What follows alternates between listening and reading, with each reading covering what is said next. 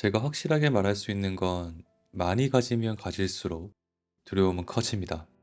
그리고 어떤 일이든 영원하지 않다는 전제를 마음에 두고 나면 오히려 더 두려울 것 같지만 별로 두렵지 않아요. 받아들이게 되죠. 어떤 고통이든 어떤 기쁨이든 그저 받아들이게 됩니다. 특히 불행을 마주했을 때 내가 가진 것이 적다면 더 쉽게 욕심을 비우게 되고 마음의 고요함을 더 잘 유지할 수 있게 됩니다. 동시에 내면은 더 견고해지죠. 인생을 살다 보면 이런 일이 나에게도 생긴다고 하는 순간들이 와요. 그때 당신은 빠르게 그 상황에 적응할 수 있고 당신만의 길을 갈 수 있습니다. 그래서 저는 물건을 많이 안 모읍니다. 예전에는 커피잔을 사는 걸 좋아했어요. 그런데 최근 몇 년 동안 그 모든 것을 다 팔거나 버렸습니다. 그렇게 하고 나서 그 빈자리를 보니까 더 좋더라고요. '이걸로도 충분했구나.' 라는 생각을 했습니다.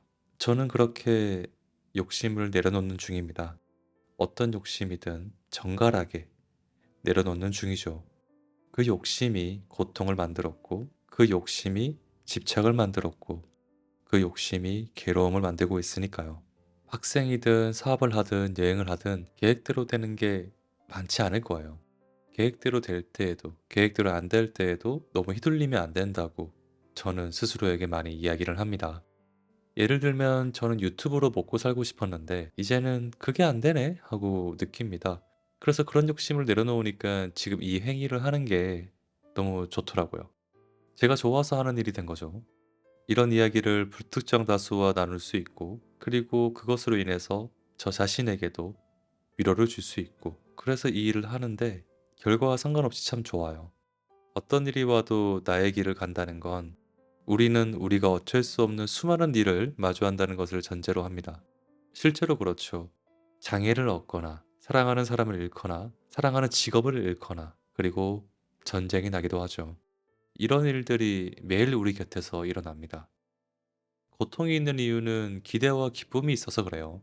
그 기대와 기쁨이 사라졌을 때, 잘 이루어지지 않았을 때 우리는 고통을 느끼죠. 그 기대와 기쁨에서 자유로워졌을 때 우리는 고통에서 그만큼 벗어날 수 있습니다. 나아가서 슬픔에도 좌절하지 않는다. 이런 마음조차 버리고 어떠한 상황이 오더라도 나의 길을 갈 수 있다면 우리는 초인이 되는 겁니다. 나의 길을 간다는 건 거창한 게 아닙니다.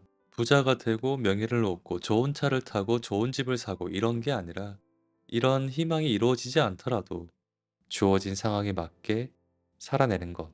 그것이 나의 길을 가는 겁니다. 거창하지 않습니다. 무언가를 이룰 필요도 없고요. 무언가를 이루지 않을 필요도 없습니다. 그저 원하는 대로 할 수 있는 걸 하면서 나아가면 그게 곧 나의 길이 아닐까 저는 생각을 합니다.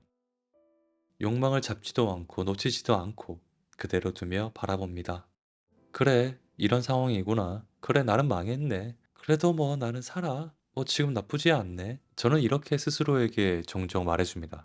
외로움도 마찬가지입니다. 내가 선택하지 않은 외로움이 나에게 왔을 때에도 그래 왔구나 하면서 그대로 두고 있죠.